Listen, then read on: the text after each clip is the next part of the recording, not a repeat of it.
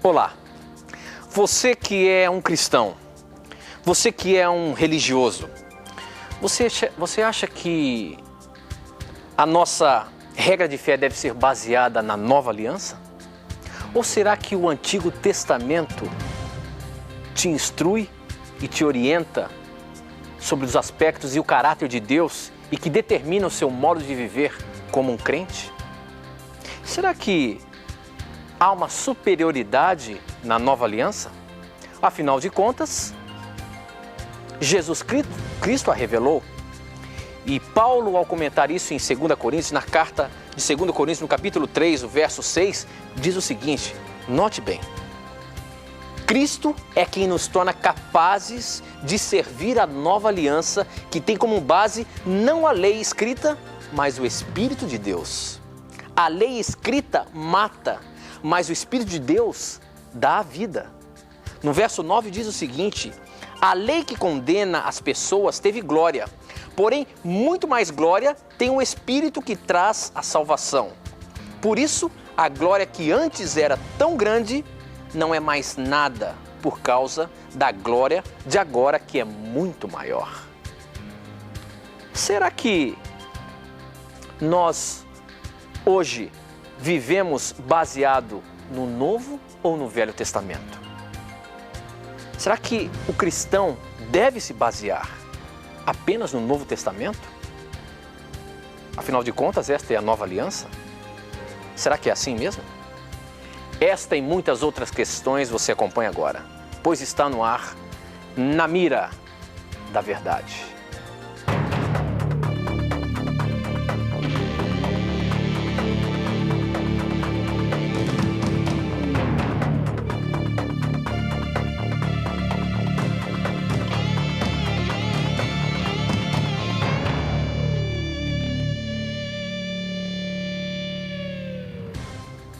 Olá, seja muito bem-vindo. Já estamos no ar, ao vivo, direto da Rede Novo Tempo de Comunicação, conectados com o Brasil e o mundo, através das ondas do rádio, da internet e da TV Novo Tempo espalhada por todo o nosso país. Obrigado pelo carinho da sua audiência, obrigado por você estar aí. Pra gente é um privilégio poder entrar um pouquinho na sua casa, entrar um pouquinho no seu carro, enfim, aonde quer que você esteja nos acompanhando. Obrigado por você permitir que a gente chegue aí um pouquinho mais perto de você para levar a palavra de Deus. É um privilégio poder falar do amor de Deus e responder questões que todos nós temos sobre a palavra dele.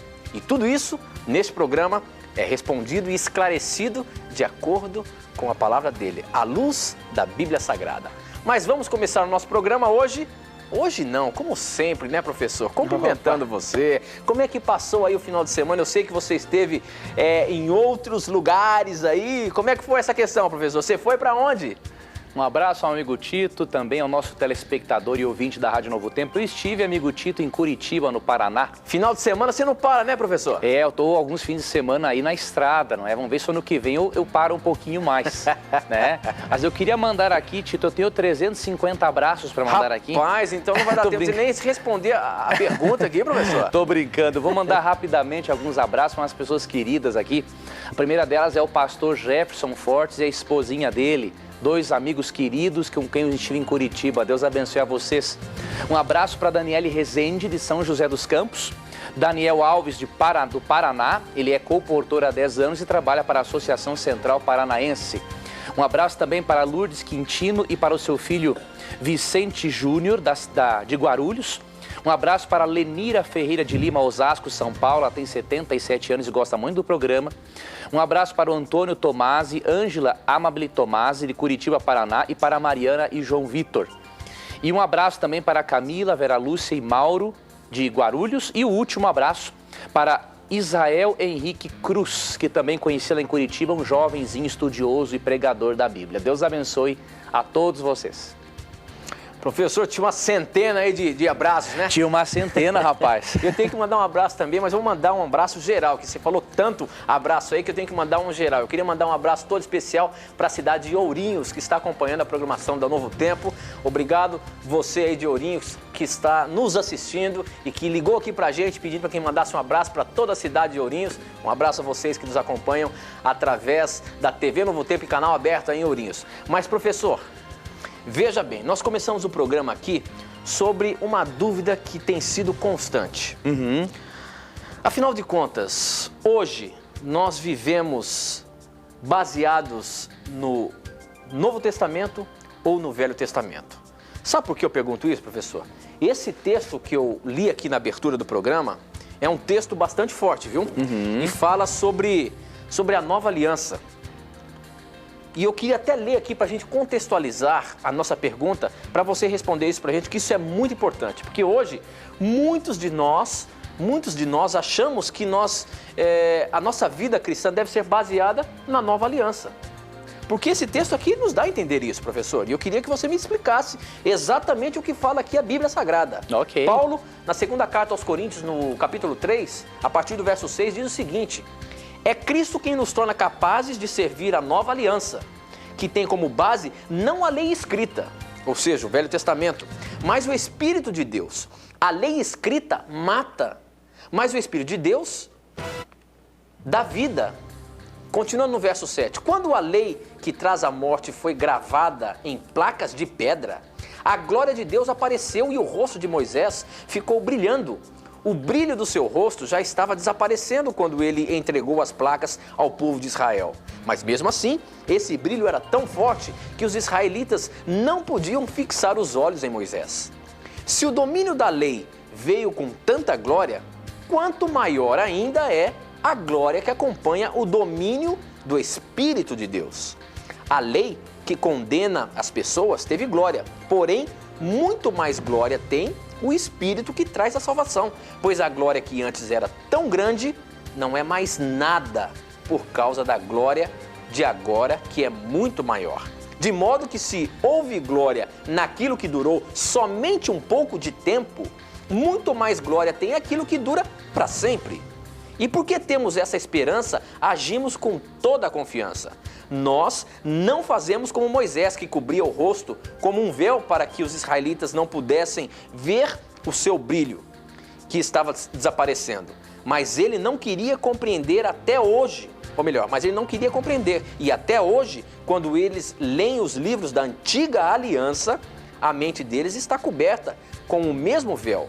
E esse véu só é tirado quando a pessoa se une com Cristo.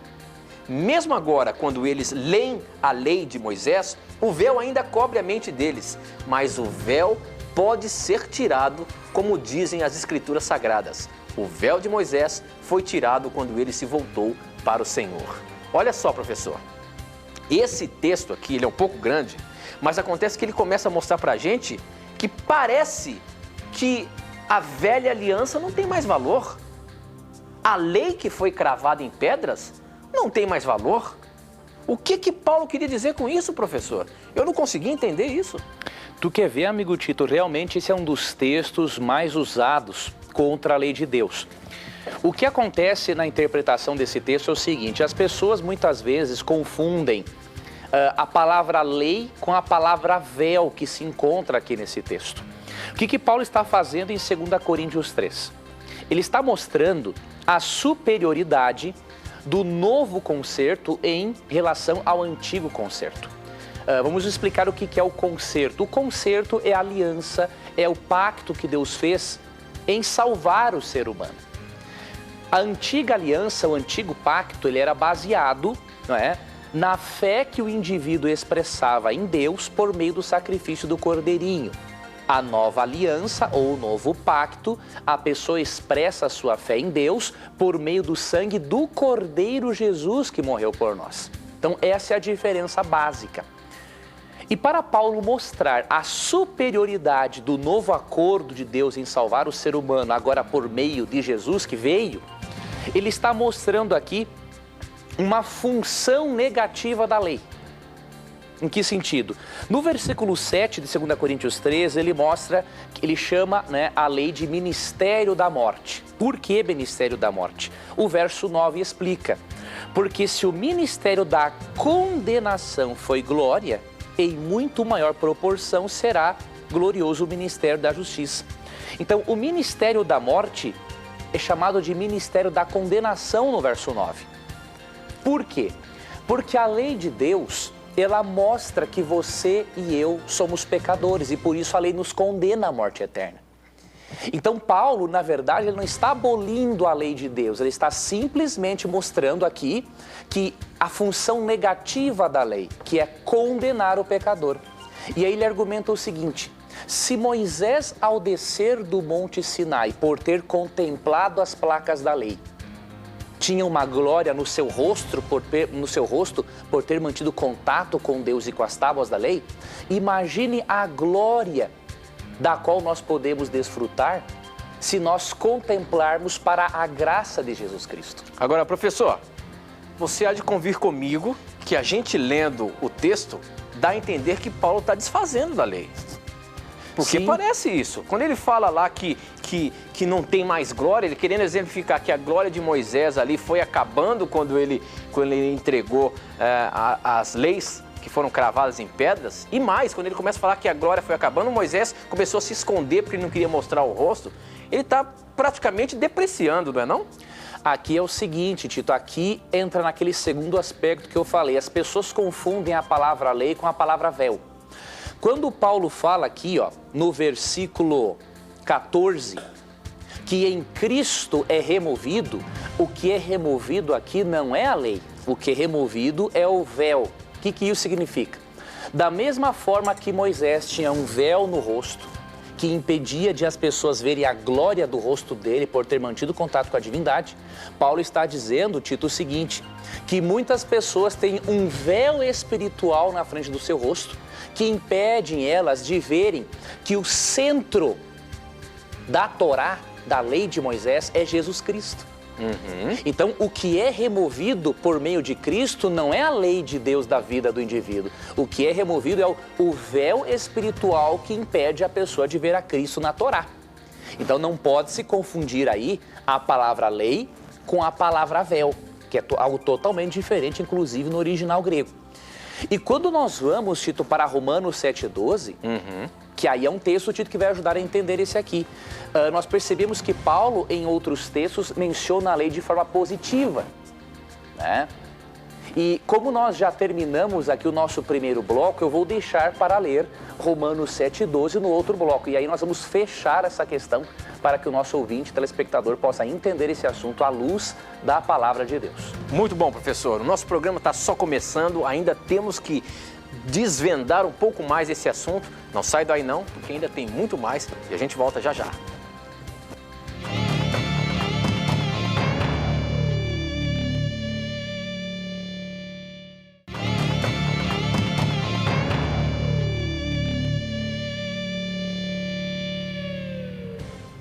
Já estamos de volta e logo depois desta resposta eu vou dizer como que você faz para participar aqui do programa Na Mira da Verdade, mandando as suas perguntas e os seus questionamentos, tá bom?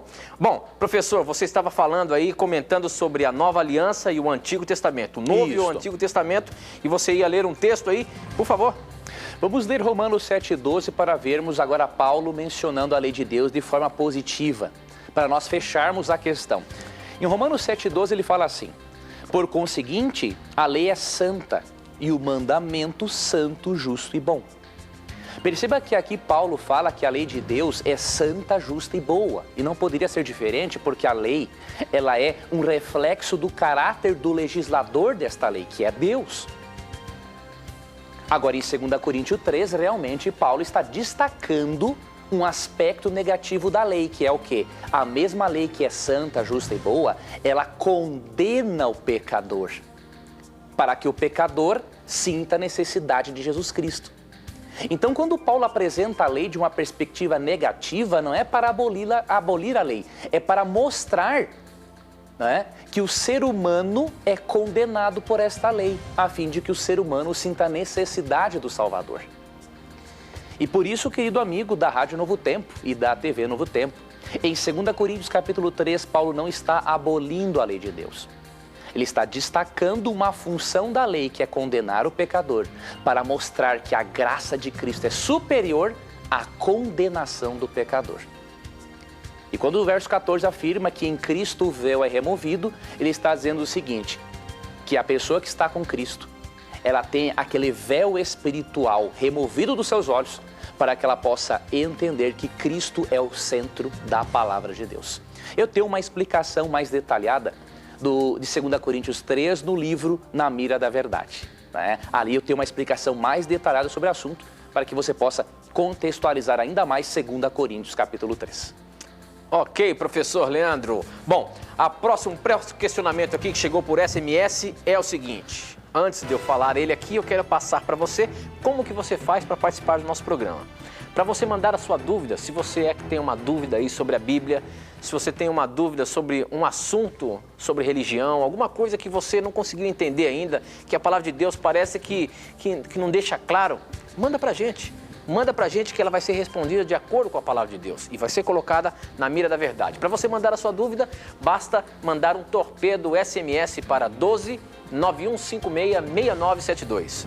12 9156 6972. Você manda a sua pergunta e eu recebo ela aqui na hora. Ou então, você pode acessar o nosso blog, novotempo.com/na mira da verdade. Você vai ver ali o nosso blog com muitos posts que o professor Leandro Quadros posta semanalmente. E você vai ver ali do lado direito que o programa está no ar. Você pode mandar a sua pergunta que eu recebo ela aqui online, ao vivo, tá? E ainda você tem uma nova maneira de participar do programa, fazendo parte da nossa rede no Twitter. O nosso Twitter é @naMiraDaVerdade. Se você ainda não está seguindo o nosso programa, não perca a chance agora. Entre lá, twitter.com/naMiraDaVerdade, passe a seguir a gente e você vai ter a oportunidade de mandar as suas perguntas também pelo Twitter, tá bom? Professor Leandro, Vamos, meu amigo. tem um torpedinho aqui interessante, rapaz. Eu quero ver isso aí, até parece que é brincadeira, mas não, o negócio é sério aqui, hein? Olha só a pergunta. A morte é um espírito, professor? Se é, se não é, então me explique como pode ela se apossar de várias pessoas ao mesmo tempo, sendo que ao mesmo instante em que que ocorre, que alguém morre num lugar, em outro lugar também perde a vida, outra pessoa perde a vida. Seria ela onipresente? Olha só, parece estranha a pergunta, mas o que eu queria fazer para você é o seguinte: a morte é um espírito? Porque existem muitas culturas que acham isso. A morte até é figurada em uma certa pessoa, não sei. Será que a morte é um espírito, professor? O que a Bíblia fala sobre isso? Não, na verdade, a morte, o que é a morte? A morte é a morte. É a criação de Deus ao inverso. Né? O que é isso? Em Gênesis 2, verso 7, né, nós percebemos o seguinte: quando Deus criou o ser humano, olha o que diz aqui. Então formou o Senhor Deus ao homem do pó da terra e lhe soprou nas narinas o fôlego de vida, e o homem passou a ser alma vivente. Então o que é a vida? A vida é a união do corpo mais o fôlego de vida, que é o espírito ou o princípio ativo de Deus, né, que entra no ser humano para lhe dar a vida. A morte é o processo ao inverso. Aqui em Eclesiastes, capítulo 12, versículo 7, é dito o seguinte. Diz o texto: e o pó volte à terra como era, e o espírito ou fôlego de vida, né, volte a Deus que o deu. Então a morte é isso. A morte não é um espírito, não é uma entidade pessoal, não é uma entidade consciente. A morte é a separação do corpo mais o fôlego de vida, ou o sopro, o ar, né, o alento de vida ou espírito, né, que procede da boca de Deus. Tá? Então, se em alguns momentos a Bíblia personifica a morte, é apenas para fins didáticos, não é? Mas a morte não é um ser pessoal de forma alguma. Você sabe que nos filmes de terror parece que a morte é um negócio sobrenatural aí, né? Sim. E todo mundo tem medo da morte como um ser. Por isso que a pergunta foi lançada aí, claro, colocada na mira, professor. Claro. Mas o próximo questionamento é o seguinte: chegou pelo nosso blog e quem mandou foi a Ivone Ribeiro. Ela é de São Leopoldo, no Rio Grande do Sul. E ela diz o seguinte: gostaria de tirar uma dúvida. Sou católica, não terei salvação porque não sou batizada na água por imersão? E o batismo não tem que ser em um rio? Ou é válido o batismo em uma piscina de plástico, como tem algumas religiões batizando? Olha aí, professor. Ela foi sincera em dizer que ela não foi batizada por imersão, mas a dúvida dela é o seguinte: Se ela não foi batizada por imersão, quer dizer que ela está condenada, ela não tem salvação? Não tem salvação? E mais, um batismo obrigatoriamente tem que ser num rio? Ou pode ser em algum outro lugar? Muito obrigado à irmã Ivone, nossa irmã católica, por sua pergunta. É muito bom saber que você está acompanhando Na Mira da Verdade. Eu quero ler para você, irmã Ivone, um texto que é Atos 2:38. Depois que algumas pessoas ouviram a mensagem de salvação por meio do apóstolo Pedro, né? Pedro disse a essas pessoas o que elas deveriam fazer para serem salvas. Aqui diz o seguinte: arrependei-vos e cada um de vós seja batizado em nome de Jesus Cristo, para a remissão dos vossos pecados, e recebereis o dom do Espírito Santo. Realmente a Bíblia recomenda que, ao nos arrependermos dos nossos pecados, nós sejamos batizados como Jesus foi batizado. O batismo de Cristo é aquele realmente em que a pessoa é mergulhada na água. Você pode comprovar isso em João 3:13-16 e João 3:26 também. O batismo, ele é uma manifestação externa de uma transformação interna. É uma manifestação externa de uma aceitação interna de Jesus Cristo. E por isso é muito importante que você demonstre publicamente que você aceitou a Cristo como seu Salvador pessoal. Agora, há casos especiais, querida irmã Ivone, em que pessoas serão salvas, mesmo não tendo sido batizadas, porque a porta de entrada para o céu é Jesus Cristo. Ele é a porta de entrada para o céu. E um exemplo que eu posso lhe citar é o de Lucas capítulo 23, versos 42 e 43. Aqui, quando Cristo estava na cruz e ele foi morto ao lado de 2 ladrões, um deles se arrependeu. E ele, no versículo 42, ele pediu assim: lembra-te de mim quando vieres no teu reino. E aí no versículo 43, Cristo afirma assim: em verdade te digo que hoje estarás comigo no paraíso. Não entrando na questão da imortalidade da alma, que não é o assunto agora, mas Cristo prometeu que esse ladrão seria salvo. E esse ladrão não pôde descer da cruz para ser batizado. Apesar do batismo ser muito importante, ele é uma evidência externa de que nós aceitamos a Cristo internamente. A porta de entrada para o céu é Cristo, não o batismo. Portanto, se Deus está lhe revelando verdades novas, aceite essas verdades, querida irmã Ivone. Inclusive o batismo por imersão. Porque Deus quer firmar um casamento espiritual com você. E parabéns por você estar disposta a aceitar a vontade de Deus. Quanto ao batismo no rio, não há na Bíblia obrigatoriedade quanto a isso. A palavra batismo, no grego baptizo, significa mergulhar. E, portanto, o que importa é a pessoa ser mergulhada na água. Nós temos uma evidência, inclusive, arqueológica disso. Quando igrejas cristãs antigas foram encontradas pelos arqueólogos, foram encontrados tanques batismais nos fundos dessas igrejas. O que demonstra que os próprios cristãos bem antigos, não é? Eles entendiam que o importante é ser mergulhado na água e não se a água é corrente ou deixa de ser corrente. Ok, professor. Bom, nosso tempo está correndo, mas eu tenho ainda mais uma pergunta aqui do nosso blog. Quem mandou foi a Bruna, ela é de Garça, São Paulo. Garça também, nós temos lá canal aberto e ela está acompanhando a gente aí.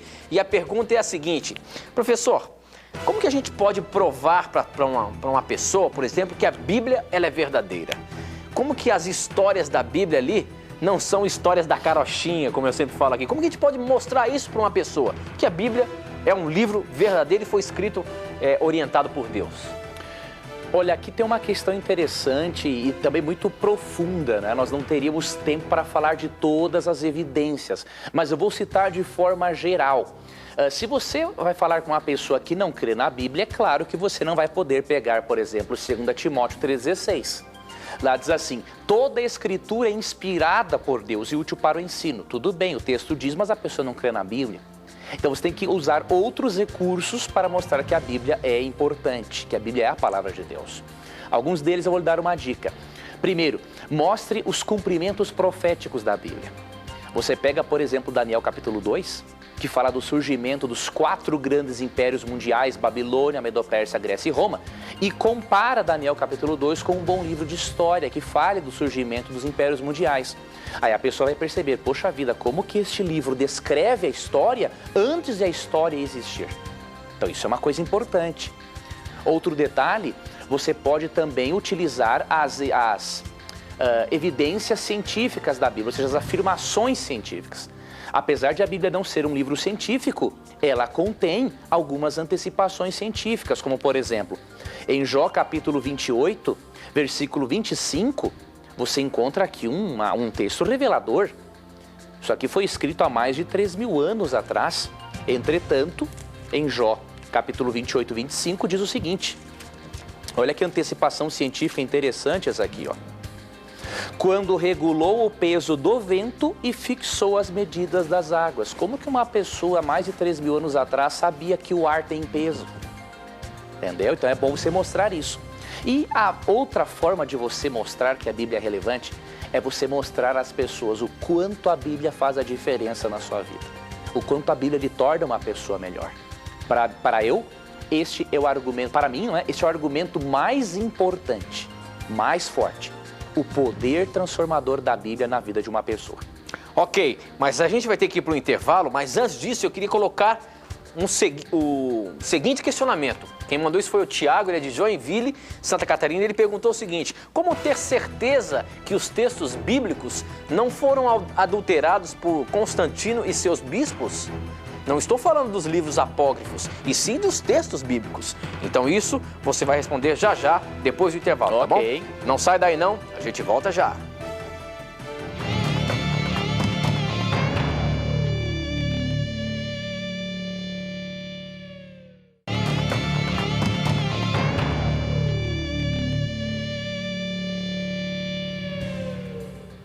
Já estamos de volta ao vivo, agora são 21 horas e 34 minutos. Se você está zapeando a sua televisão aí, chegou na TV Novo Tempo, está acompanhando o programa Na Mira da Verdade. Esse é um programa de perguntas e respostas bíblicas. Se você tem alguma dúvida, se você tem alguma pergunta sobre a Bíblia, manda pra gente que são respondidas à luz da Palavra de Deus. Não tenha preconceito, pergunte o que você quiser. Se você tem dúvidas sobre religião, se você tem dúvidas sobre algum assunto teológico, alguma coisa que você acha relevante, que você não conseguiu entender, ou que você pensa que é uma coisa, será que não é outra? Então manda pra gente o seu questionamento, que será colocada na mira da verdade e respondido de acordo com a palavra de Deus. Professor, nós estamos falando aí antes do intervalo sobre essa questão da veracidade da palavra de Deus. Você falou na pergunta anterior sobre a veracidade, como a gente pode provar para uma pessoa que a Bíblia foi um livro inspirado por Deus. Mas agora o questionamento é o seguinte: como ter certeza que os textos bíblicos não foram adulterados por Constantino e seus bispos? Ele não está falando aqui sobre os livros apócrifos, não, e sim os textos bíblicos. Mas por que ele cita aqui Constantino, professor? Quem foi Constantino e ele tinha alguma autoridade para mexer na palavra de Deus, por exemplo? Constantino foi um imperador romano, não é? Pagão, foi assim o responsável pelo primeiro decreto dominical na esfera civil, né, em que obrigava os cristãos a não trabalharem no domingo, lá pelo ano 321 depois de Cristo. Constantino, ele participou de alguns concílios, não é? Para poder, ele que uniu o Império Romano com o cristianismo para formar o catolicismo romano. Só que as pessoas pensam que Constantino, por ter participado de alguns concílios, ele talvez tivesse tido uma influência na escolha de livros da Bíblia, inclusive na adulteração de alguns textos. Entretanto, isto é impossível, porque quando Constantino uniu o Estado com a Igreja, a lista de livros da Bíblia, tanto do Antigo quanto do Novo Testamento, já estavam feitas há muito tempo antes, né? Então, até o século I ali, uns 200 anos antes de Constantino, com certeza todos os livros já estavam fechados. Então, ele não alterou livro algum da Bíblia. Agora, nós temos, além dessa garantia histórica, nós temos uma garantia divina e outra arqueológica.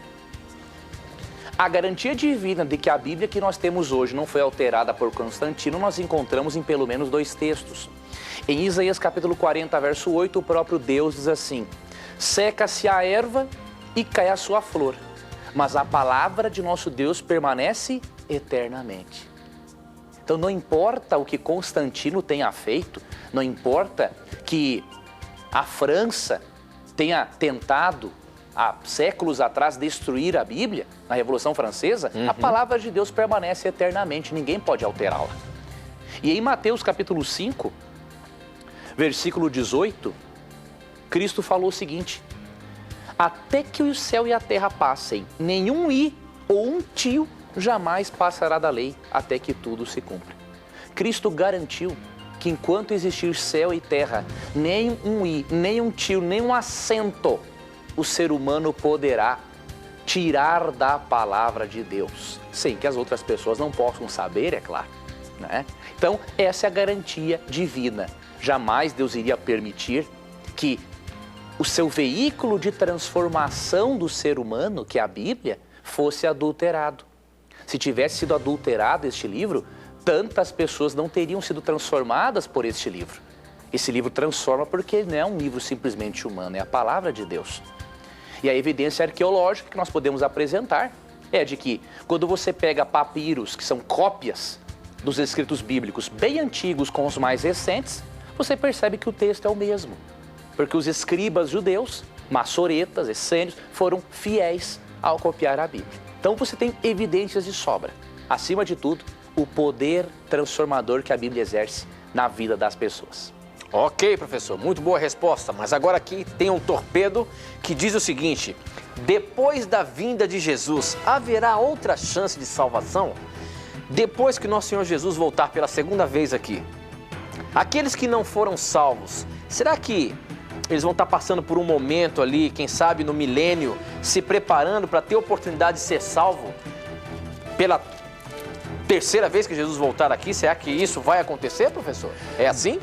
Biblicamente, amigo Tito e querido ouvinte da Rádio Novo Tempo, biblicamente não. A oportunidade de salvação é apenas nesta vida. Eu vou apresentar alguns textos para provarmos isso. O primeiro deles, Hebreus 3,13, que diz assim... Mas espera um pouquinho, você fala biblicamente não, mas existe alguma outra maneira sem ser na Bíblia? Não, eu digo biblicamente, não é? A prova comprova que não existe isso. De acordo com a Bíblia, não existe salvação, né, depois da morte, certo?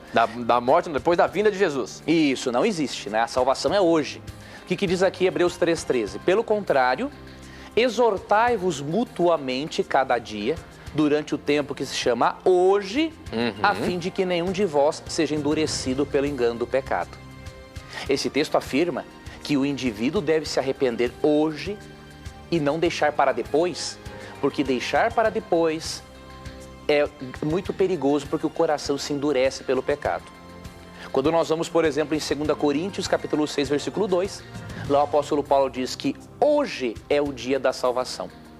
E quando nós vamos a Apocalipse 21, versículo 11, um pouco antes de Cristo voltar, depois que ele terminar de julgar todo o ser humano, o texto em Apocalipse 21, 11, diz o seguinte, ou melhor, 22, 11.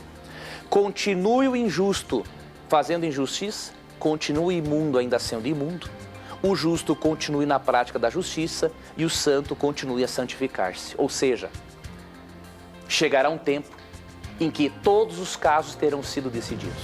E quando Cristo voltar, é para dar a recompensa a cada um. Então, se ele vem dar a recompensa a cada um, de acordo com Mateus 16, 27, o destino já foi decidido e, portanto, não haverá outra oportunidade de salvação a não ser nesta vida. Ok, professor. Um outro torpedinho diz o seguinte: existe algum momento onde, depois de aceitar Jesus e nos batizar, sermos riscados do livro da vida? Olha só, a Bíblia nos orienta e nos mostra quando nós aceitamos Jesus como nosso Salvador pessoal, quando nos batizamos, o nosso nome é escrito no livro da vida. Agora, após tudo isso, existe ainda alguma maneira ou existe algum risco do meu nome ser riscado do livro da vida, professor? Amigo Tito, essa pergunta é muito importante porque há alguns cristãos que acreditam na chamada graça irresistível de Deus, ou seja, quando Deus decide salvar o indivíduo, não adianta, o indivíduo pode berrar, sapatear, ele não conseguirá se perder. Isso não é a mesma coisa que a predestinação, por exemplo? Tem a ver com a doutrina diabólica da dupla predestinação. Opa! Agora, quando nós vamos à Bíblia, nós percebemos que isso é uma heresia sem tamanho.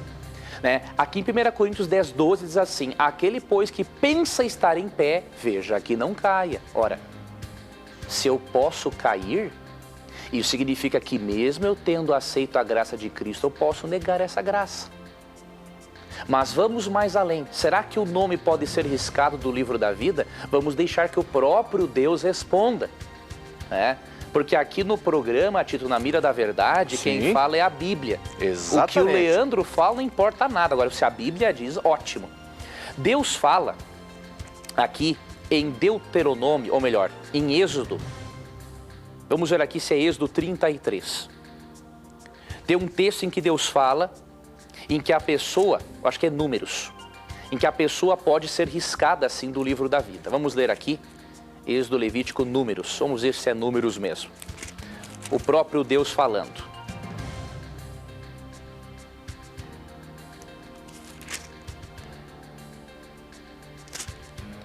Números 31.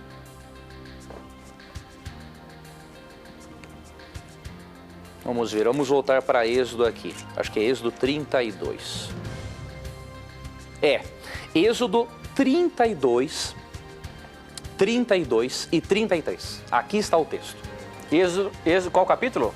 Capítulo 32, Tito, versículos 32 e 33. Ok. Será que o nome de uma pessoa pode ser riscada do livro da vida, que é o livro que tem o nome das pessoas que serão salvas? Vamos ver aqui. Agora, pois, perdoa-lhe o pecado. Ou se não, risca-me, peço-te, do livro que escreveste. Aqui é Moisés falando para Deus, olha, Senhor, perdoa o pecado do povo de Israel. Se o Senhor não perdoar o pecado deles, risque-me do seu livro. Veja a preocupação que Moisés tinha nesta intercessão pelo povo, que tinha pecado gravemente. E no verso 33, Deus responde essa pergunta que liquida com a teoria calvinista. Diz assim, riscarei do meu livro todo aquele que pecar contra mim. Ou seja, se eu aceito a graça de Cristo e um dia eu decido abandonar a Cristo porque Deus não me leva para o céu pelo colarinho, o próprio Deus diz que se a pessoa pecar contra ele e não se arrepender, ele vai riscar do livro da vida. Então quer dizer que existe sim a possibilidade do meu nome ser riscado do livro. Existe, Tito. A graça de Deus, ela é irresistível, mas ela só continua irresistível se eu não continuar resistindo a essa graça no meu coração. Agora, existe a possibilidade de novamente meu nome ser escrito? Existe. Se, por exemplo, hoje, digamos que hoje no juízo divino, que já começou no céu, Deus viu que o Leandro Quadros está perdido. Mas amanhã o Leandro Quadros se arrepende dos seus pecados e segue a Cristo de coração. O veredito pode mudar, por quê? Porque Cristo ainda não saiu do santuário celestial para buscar o ser humano. Então, enquanto Cristo estiver no santuário celestial, todo telespectador e ouvinte tenha a grande oportunidade de dizer um sim para Jesus Cristo. Este é um assunto que a gente pode explorar um pouco mais, hein, professor? Segura que as perguntas vão chegar sobre isso. Mas eu queria agora, neste momento, apresentar mais uma vez para você o nosso presente que todas as semanas aqui nós oferecemos. Essa revista aqui, Verdades para o Tempo do Fim. É uma revista que também é um estudo bíblico. Deixa eu mostrar ela mais de pertinho aqui para você dar uma olhadinha. Para você receber essa revista aí na sua casa, é só você acessar o nosso blog, novotempo.com/na Mira da Verdade. Você vai ver ali que tem um espaço para você preencher com todos os seus dados e você vai receber aí na sua casa gratuitamente. E é uma bela revista que tem 16 temas aqui. Deixa eu ler algum deles para você. Verdades para um mundo assustado. Quer ver um outro? Onde Deus está quando as tragédias acontecem? E tem outros muito interessantes. A essência do cristianismo, a um passo da liberdade. Deixa eu ver um outro tema legal aqui. Um dia a ser lembrado, falando sobre o sábado. O que quer dizer realmente isso na Bíblia? Você vai aprender muito fazendo esse curso bíblico aqui, que é muito bonito. Você pode levar para qualquer lugar. É uma revista fácil de você levar ela para... Você pode levar ela para o seu trabalho. No momento que você está indo no ônibus, indo para o trabalho, você pode estar vendo ela. Tenho certeza que você vai gostar muito dessa literatura e mais, vai aprender muito sobre a palavra de Deus. O livro que a gente costuma dizer aqui que é o nosso manual de sobrevivência. E a gente precisa aprender mais sobre esse livro nos dias em que vivemos, tá bom? Então não perca tempo, faça como mais de 50 mil pessoas que através desse programa já receberam essa revista, Verdades para o Tempo do Fim. É gratuita. Entre lá no nosso blog, Na Mira da Verdade, novotempo.com/na Mira da Verdade e acesse e peça hoje mesmo o curso bíblico. Professor, Vamos, Tem uma amigo. pergunta interessante aqui. Olha só, essa daquelas capciosas que a gente bate aqui na mira. E olha que é interessante mesmo. Eu queria ver como é que você sai dessa, professor. A pergunta é a seguinte. Chegou pelo nosso blog, quem mandou foi o Dirceu. Ele é de Curitiba, Dirceu Ramos dos Santos. E ele pergunta o seguinte. Se os homens viviam em média 900 anos até o dilúvio, e se eu pegar 4 gerações, por exemplo, já não daria mais de 4.000 anos? Como eu calculo, por exemplo, o tempo da Terra? Porque a gente geralmente fala aqui, professor, que mais ou menos a Terra tem cerca de 6.000 anos. Mas se a gente for ver lá os antediluvianos, que viviam 900, 700, 600 anos, 4 gerações dá 4.000 anos já. Será que não está errado esse cálculo não de 6.000 anos a Terra, professor? Quer ver uma coisa? Realmente a Terra, ela tem assim, a vida, não diríamos, nos referimos às rochas e tudo mais, mas a vida em torno de 6.000 anos. Alguns estudiosos creem 7.000 anos. No que eles se baseiam? Eles estudam algumas cronologias bíblicas em que mencionam, não é, pessoas de forma sequencial, patriarcas e tudo mais. Só que nós temos que ser assim prudentes num aspecto. A Bíblia não se preocupa com cronologia, em nos dar uma data para o mundo, né? Nós não poderíamos pegar por aí somando cronologias e tudo para encontrar uma data exata da vida neste mundo, porque a Bíblia não tem esse propósito, certo? Então a Bíblia não se preocupa com isso. Nós podemos, assim, através de outros estudos, algumas análises de cronologia bíblica, termos uma ideia. Mas eu aqui especular para você precisar isso ou aquilo não tem como. Até mesmo porque a Bíblia realmente ela não tem o propósito de fazer isso. Ok, professor. Uma outra pergunta pelo nosso blog. Sabemos que tudo tem o seu tempo. E o tempo de Deus não é igual ao nosso. Mas quanto tempo deve durar uma provação até que chegue a bênção? Olha aí, professor. Todos nós temos provações. Uns mais, outros menos, não sei. Agora, até quanto eu tenho que ser provado para receber a bênção? Parece que eu peço e a minha oração não passa do teto. O que acontece, professor? Por que muitas vezes a bênção demora para chegar na nossa vida? Olha, essa é uma questão interessante. Tem um texto aqui que eu quero encontrar para nós, que eu creio que está em 1 Coríntios, capítulo 3. 1 Coríntios, capítulo 3. Rapaz, é muito texto na sua cabeça, hein, professor? Pois então, rapaz, a gente tenta gravar aí, né, para poder estudar com o nosso telespectador e ouvinte. Eu encontrei aqui, amigo Tito, um texto que é 1 Coríntios 3, 13, né? Que aqui diz o seguinte: manifesta se tornará a obra de cada um, pois o dia mostrará, porque está sendo revelada pelo fogo. E qual seja a obra de cada um, o próprio fogo aprovará. Então a Bíblia menciona as provações do ser humano como comparadas a um fogo provando o ser humano. Da mesma forma que o fogo prova o ouro, purifica o ouro, muitas vezes as provações nos purificam no nosso caráter.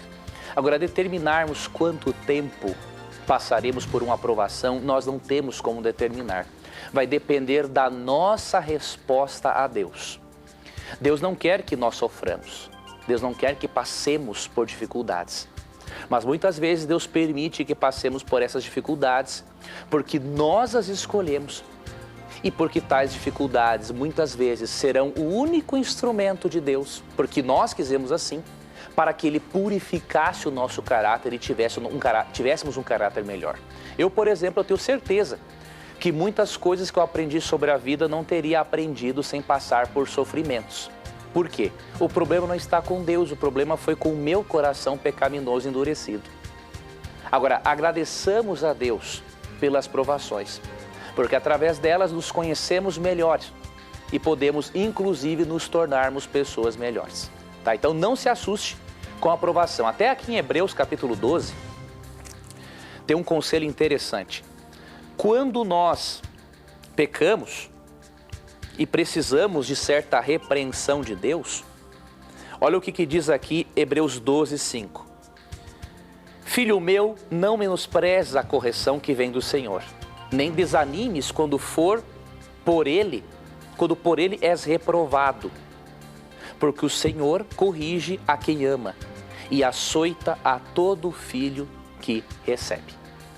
Aceite isso pela fé e você verá resultados maravilhosos na sua vida. Muito bem, agora a gente está vendo aqui os nossos amigos tuiteiros que estão conectados com a gente aqui. Tem muita gente conectada com a gente. Muita gente conectada aqui no Twitter. E eu queria fazer uma pergunta agora do Twitter aqui para o professor. Essa é interessante. Olha só, professor. O fato de Cristo manifestar-se 5 vezes no primeiro domingo e outra vez no domingo seguinte, não quer dizer que nós devemos guardar o domingo, por exemplo? Quando Jesus veio aqui, depois que ele ressuscitou, ele apareceu no domingo. E depois no outro domingo também. Isso não seria algum tipo de fundamento para a guarda do domingo, por exemplo? Realmente muitos cristãos tentam encontrar nas aparições de Cristo prova de que o domingo se tornou um dia santo, mas isso é uma falta de argumento bíblico tremenda. Porque Cristo, a divindade, apareceu para as pessoas em outros dias da semana também, mas isso não santifica um dia. O que santifica um dia não é a presença de Deus em um evento naquele dia, mas é a presença integral de Deus naquele tempo, por exemplo. Quando você lê Gênesis 2, 1 a 3, você percebe que a presença de Deus no templo durante 24 horas fez com que ele santificasse o sábado. A aparição de Cristo no domingo não santificou o domingo, não tem um texto bíblico que diga isso. Por exemplo, que os apóstolos não tinham o propósito de mostrar que Cristo mudou o dia de guarda por aparecer os apóstolos nesse dia, nós encontramos, por exemplo, aqui em João capítulo 20. Vamos ler aqui esse texto, esse é um texto interessante. João 20, 19. Quando Cristo apareceu aos discípulos no domingo, será que os discípulos estavam reunidos para adorar a Deus ou para guardar o domingo? Vamos deixar que a Bíblia nos responda. Ao cair da tarde daquele dia, o primeiro dia da semana, trancadas as portas da casa onde estavam os discípulos, com medo dos judeus, veio Jesus, pôs-se no meio deles e disse-lhes: paz seja convosco. Veja, eles não estavam aqui para adorar a Jesus no domingo. Eles estavam aqui reunidos com as portas trancadas porque estavam com medo de quem? Dos judeus. Cristo havia sido morto e era natural que eles pensassem o seguinte: os seguidores de Cristo também serão mortos, poderão até ser pendurados de uma cruz. Então a Bíblia não tem propósito algum, querido telespectador e amigo ouvinte, de mencionar a santificação do domingo. A Bíblia não se preocupa em falar nada a respeito de santificação do domingo, mesmo porque Isaías 58, 13 diz que o dia do Senhor é o sábado. Marcos 2, 27 e 28 diz que o dia do Senhor é o sábado. Então vamos acreditar na Bíblia e não nessas conjecturas humanas fundamentadas em argumentos de alguns pais da igreja, sendo que os pais da igreja não são a nossa regra de fé. A nossa regra de fé é a Bíblia somente. Muito bem, professor. E eu queria aproveitar e mandar um abraço muito carinhoso para os nossos telespectadores, os nossos irmãos da Igreja Católica, os nossos irmãos da Igreja Quadrangular, irmãos da Assembleia de Deus que acompanham o nosso programa, pessoas, irmãos da Igreja Presbiteriana, da Igreja Batista.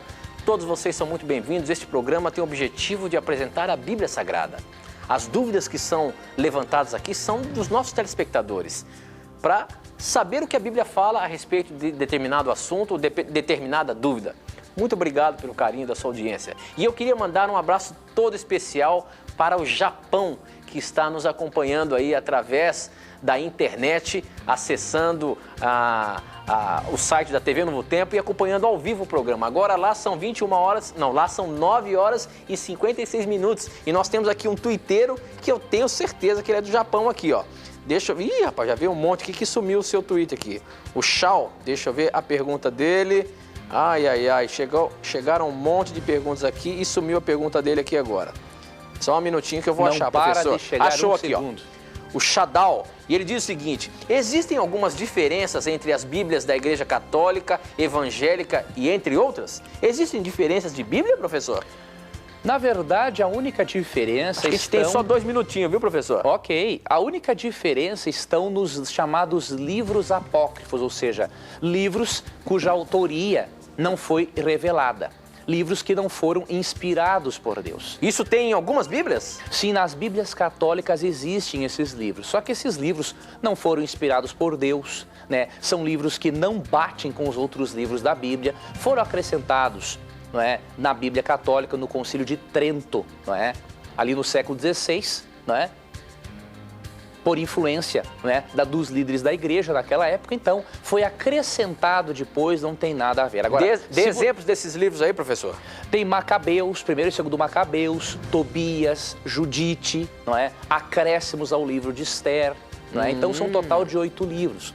E você percebe uma coisa interessante, a Bíblia, a palavra de Deus, ela não precisa de nada para completá-la. Agora, infelizmente, foram acrescentadas algumas coisas para apoiar algumas doutrinas erradas, como, por exemplo, segundo o Macabeus ali 12, 46 e 47, apoia a chamada oração pelos mortos, não é? E também fala que dar esmolas purifica do pecado. Isso é uma heresia, não combina com a Bíblia. Agora, o outro texto da Bíblia, tirando os apócrifos, você pode pegar, por exemplo, os 10 mandamentos numa Bíblia protestante, e numa Bíblia católica é a mesma coisa. Os eruditos se preocupam, tanto católicos como protestantes, eles se preocupam ao máximo em traduzir a Bíblia corretamente dos originais, mesmo que hajam alguns errinhos, algumas falhas da parte do ser humano.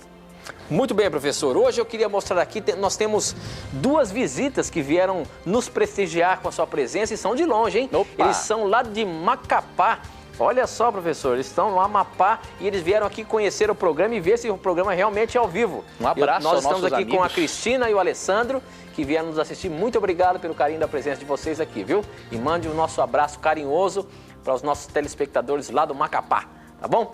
Professor, infelizmente nós chegamos ao final de mais um programa. Rapaz, passou rápido. Mas você respondeu muitas perguntas, isso aí. A gente fica assim feliz em poder aprender contigo as palavras que a Bíblia Sagrada tem para nos orientar, viu, professor? Obrigado aí mais uma vez. Obrigado, meu amigo, por sua companhia de sempre. Deus continue abençoando a sua espiritualidade. Digo isso porque hoje, ao chegar no novo tempo, encontrei o Tito de joelhos orando a Deus, pedindo a bênção sobre o programa. Deus abençoe a você, verdade, amigo Tito, como por você entregar a sua vida a Deus sempre. Deus abençoe o nosso telespectador, nosso amigo ouvinte. E lembre-se de uma coisa, sempre que você tiver a coragem de perguntar a Bíblia, terá coragem de lhe responder. Um abraço e que Deus lhe abençoe. Lembre-se, no nosso programa sempre o seu questionamento vai estar na mira da verdade. A gente se encontra ainda daqui a pouquinho pelo Twitchcast. Um abraço, tchau!